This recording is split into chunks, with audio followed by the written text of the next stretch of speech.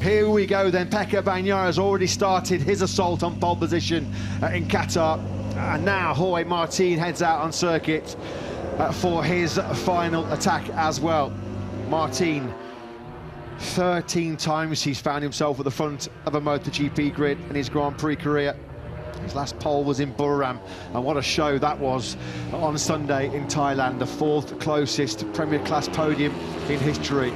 Closing in here on Martin, who's just left pit lane, is Bagnaia, with Marquez glued to his rear tyre. Through turn 2 they go. Fabio Di Giannantonio, 2/10 in the first split under his own time, so he's flying. He wants that pole. He said he was desperate for that pole, and it's a pole that could be coming his way.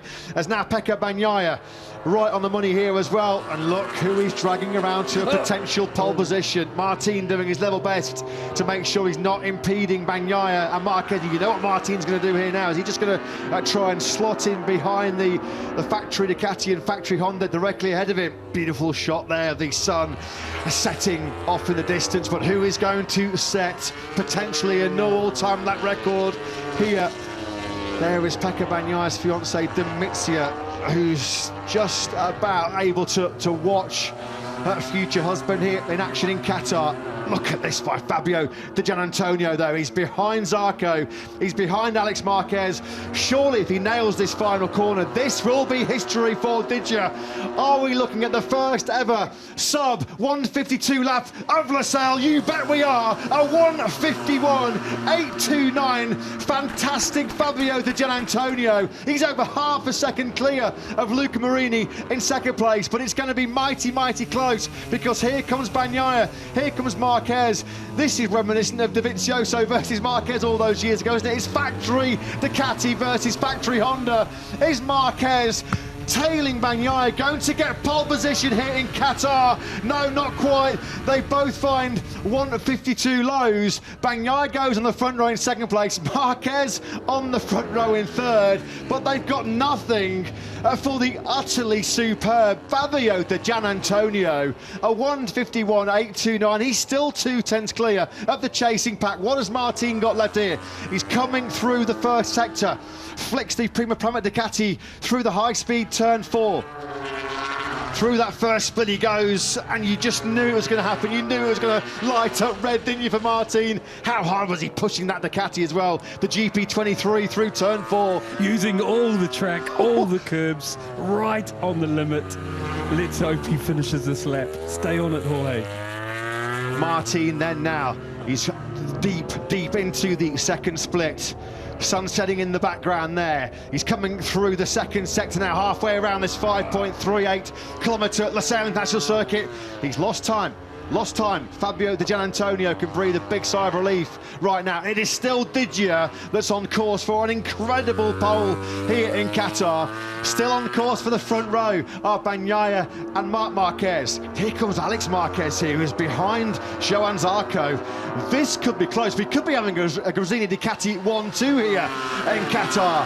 We certainly do, right on cue. And Alex Marquez becomes the second rider in history here in Doha to find a 1:51, a 1:51.898. It is a Gresini Ducati 1-2.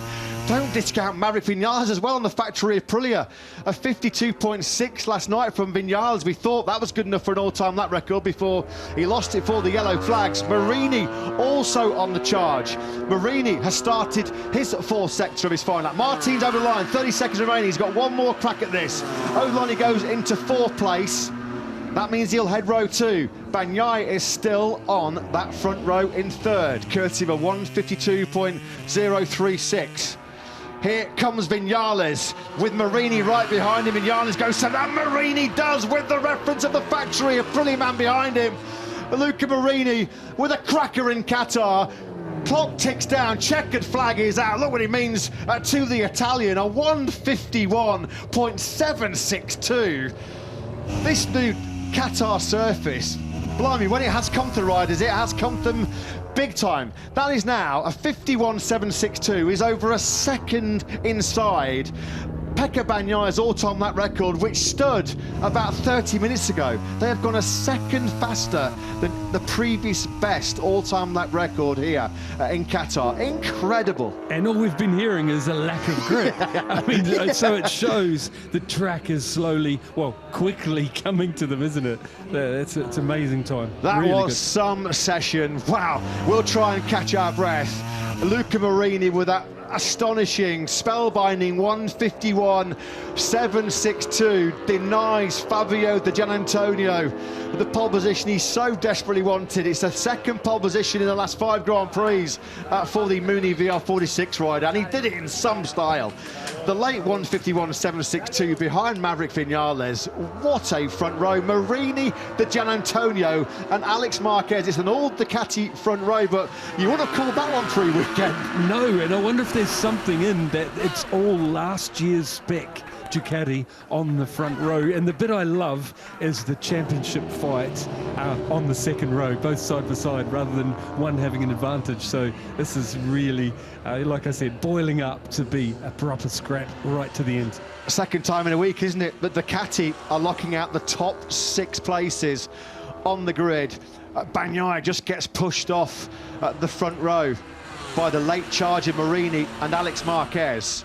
Some session that for Gresini Ducati, as they remain firmly on course for back-to-back Grand Prix wins here in Qatar. Of course, Bastianini did it in such emotional fashion here 20 months ago. What a session that was. The top 3 riders, Marini, Digia and Alex Marquez, all finding laps in the 151s.